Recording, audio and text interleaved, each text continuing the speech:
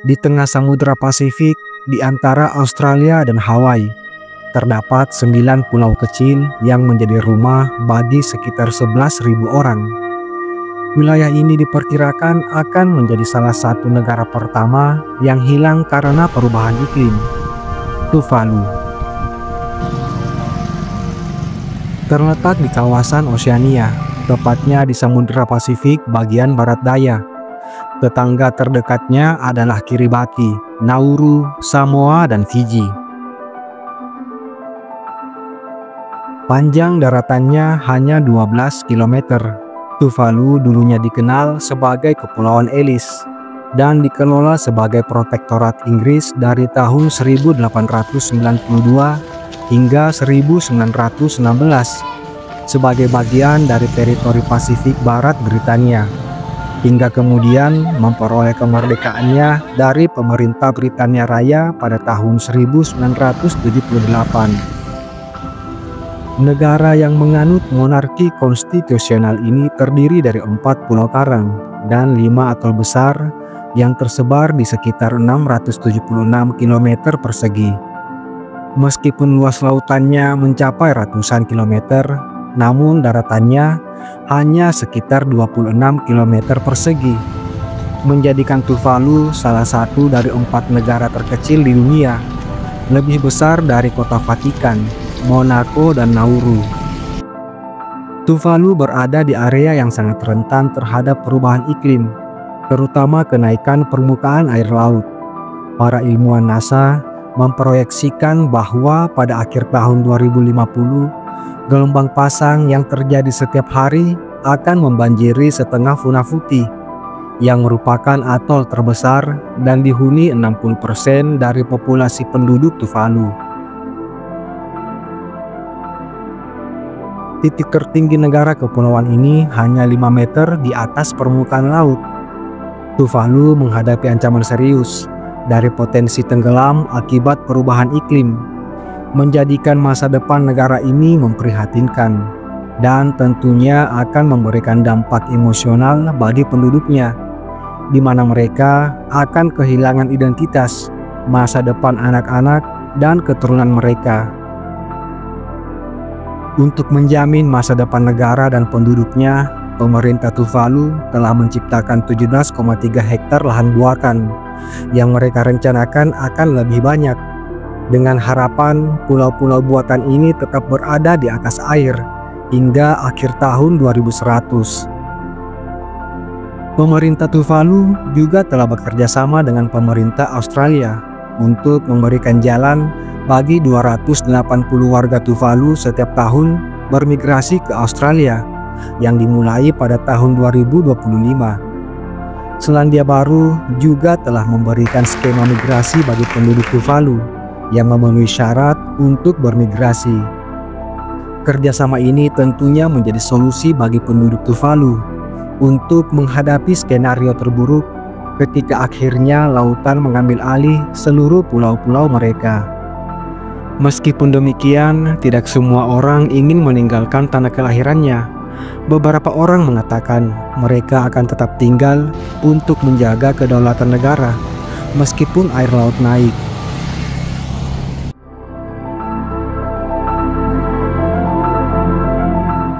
Masyarakat Tuvalu sangat erat dengan budaya dan tradisi Polinesia.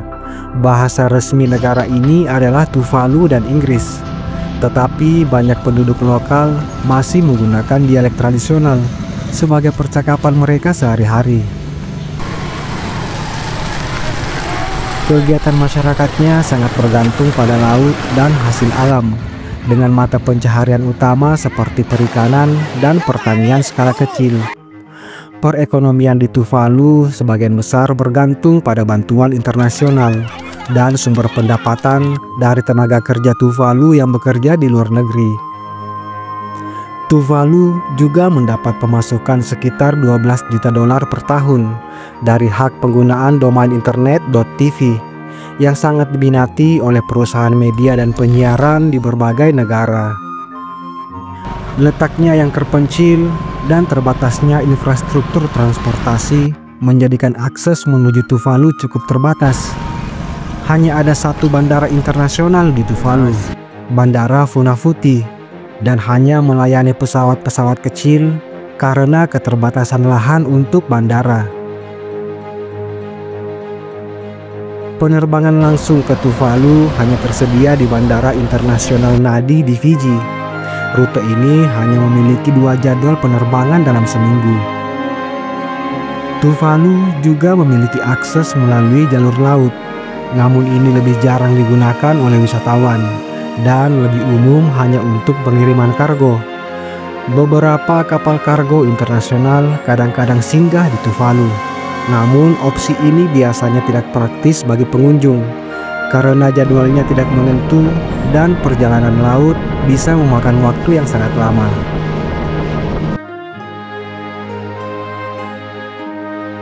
Karena keterbatasan frekuensi penerbangan dan fasilitas akomodasi yang terbatas, sangat disarankan bagi pengunjung untuk merencanakan perjalanan jauh hari sebelumnya.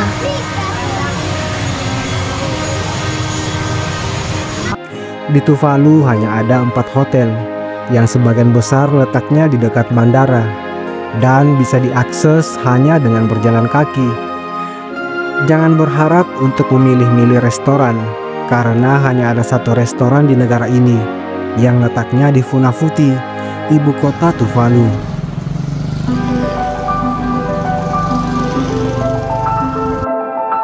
Sebagai pusat pemerintahan, Funafuti juga memiliki gedung-gedung penting, seperti kantor Perdana Menteri, gedung parlemen, dan beberapa kantor kementerian. Setiap pulau di Tuvalu memiliki perwakilannya di parlemen. Mereka mengadakan pertemuan 2 hingga 3 kali dalam setahun. Berbeda dengan kota-kota lainnya di dunia, di sini semua pejabat pemerintahan hingga Perdana Menteri tinggal di area yang sama. Mereka bertetangga. Funafuti memiliki suasana yang damai. Penduduknya saling mengenal satu dengan yang lainnya. Tingkat kriminalitas pun hampir tidak pernah terjadi dalam setahun, yang ditandai dengan hanya tersedianya satu kantor polisi. Bahkan pintu penjara negara dibiarkan terbuka tanpa pengawasan yang ketat. Tahanan pun kurang dari 5 orang, dengan fasilitas layaknya masyarakat biasa, dan mereka bebas keluar untuk bekerja. Suasana ibu kota Tuvalu jauh dari hiruk-pikuk perkotaan. Ketika tidak ada jadwal penerbangan, masyarakat memanfaatkan landasan pacu pesawat terbang untuk bersantai, menunggu pergantian hari. Bermain bola adalah salah satu olahraga yang sering mereka lakukan di bandara ini.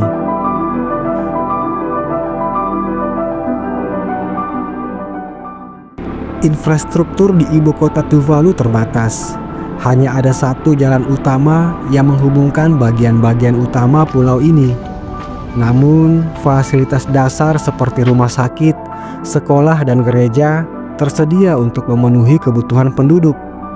Sekolah digratiskan dari SD hingga SMA, sedangkan mereka yang ingin melanjutkan pendidikan ke perguruan tinggi akan ke Fiji atau negara di sekitarnya, karena Tuvalu tidak memiliki universitas.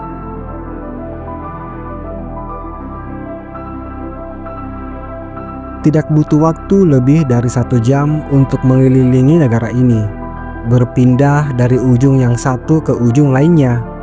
Dan untuk mencoba sensasi berkendara sendiri di Tuvalu, wisatawan bisa menyewa motor skuter dengan harga sekitar $10 per harinya. Di negara yang hanya memiliki satu counter SIM card ini, kita tidak akan menemukan kemacetan lalu lintas. Di sini tidak semua penduduk bisa memiliki atau menggunakan mobil, kecuali pejabat pemerintahan. Bahkan kendaraan lain pun terbatas, karena panjang negara ini hanya 12 km. Dan di beberapa titik lebarnya hanya sebidang tanah kecil yang tenggelam ketika hujan atau air laut sedang naik. Di Tuvalu hanya ada satu bank nasional yang digunakan hanya sebagai tempat untuk menarik tunai, terima gaji, menyimpan uang, dan bahkan untuk mengecek saldo, orang harus ke bank ini. karena tidak adanya fasilitas layanan online untuk perbankan. Di sini kartu kredit maupun debit tidak bisa digunakan. Tidak ada ATM di seluruh negeri. Semuanya uang tunai. Transaksinya memakai dolar Australia. Selain itu tidak diperbolehkan. Tidak ada jutawan di negara ini. Orang-orang hidup berkecukupan. Sebagian kecil orang kaya adalah mereka yang mendapatkan kekayaannya di luar negeri, lalu pulang untuk membangun.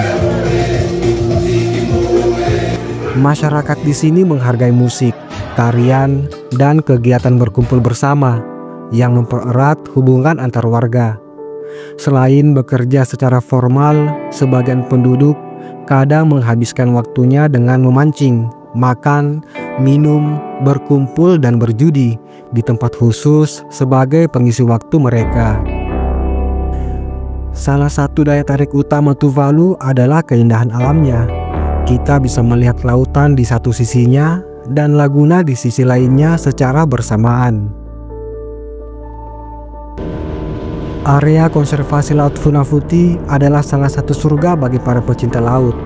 Airnya yang jernih, terumbu karang yang indah, dan kehidupan laut yang kaya menjadi daya tarik tersendiri bagi wisatawan dan peneliti. Selain keindahan alamnya, budaya di Funafuti yang dipengaruhi oleh tradisi Polinesia juga menjadi daya tarik bagi wisatawan.